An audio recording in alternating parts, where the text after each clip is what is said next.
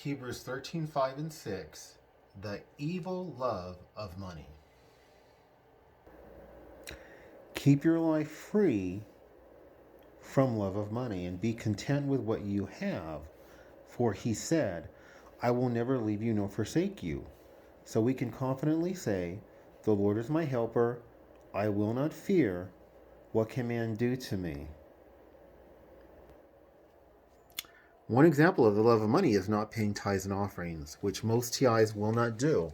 They're suffering and they think that they need to cling to their money more than anything because of what their money can do to help empower them to stay alive and hopefully to thrive and be able to move forward in this life. And many of them will not seek God. You seek God through prayer, fasting, reading his word, and praising him.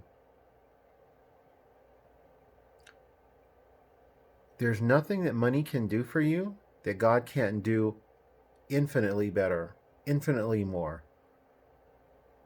I've seen it firsthand. God made me start paying tithes and offerings a long time ago. God made me, led me to make sure that that money goes to the poor. And I have seen God working on my behalf in ways that I can't even describe. That's how great he is. That's how wonderful he is. And I want you beautiful born-again TIs to equally be blessed.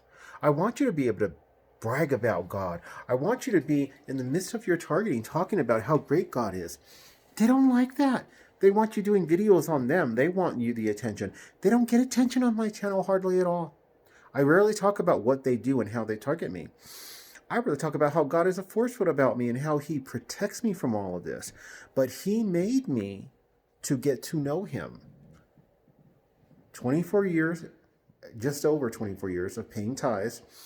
As time progressed, I began to give more than 10%. And especially after the pandemic and the stuff that was happening in Los Angeles, California, I really started giving above 10%.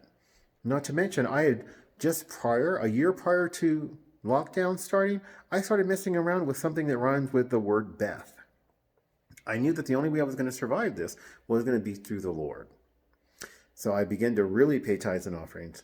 So by the time the pandemic happened and the lockdowns and society beginning to unravel, and then I became overtly targeted, I knew giving money to the poor and making sacrifices was going to keep me alive, and it did. And I want you to be blessed, beautiful born-again TIs. I want you to seek God.